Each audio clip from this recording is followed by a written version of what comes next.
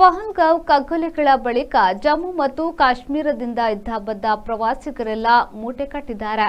ಬರುವವರು ಇಲ್ಲವಾದ್ದರಿಂದ ರೆಸಾರ್ಟ್ಗಳು ಇತ್ಯಾದಿ ಬಾಗಿಲು ಹಾಕಿಕೊಂಡಿವೆ. 48 ರೆಸಾರ್ಟ್ಗಳನ್ನು ಜಮ್ಮು ಮತ್ತು ಕಾಶ್ಮೀರ ಸರ್ಕಾರವು ಮುಚ್ಚಿಸಿದೆ.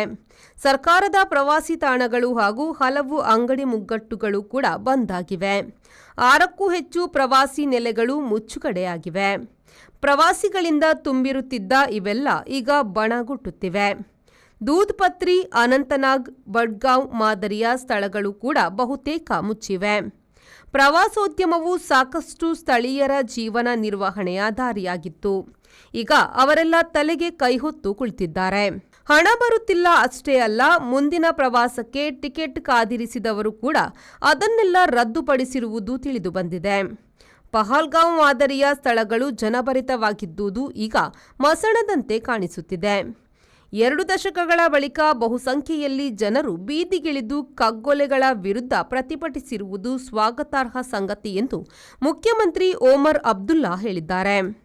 ಬ್ಯೂರೋ ರಿಪೋರ್ಟ್, ವಿ4 ನ್ಯೂಸ್, ಶ್ರೀನಗರ.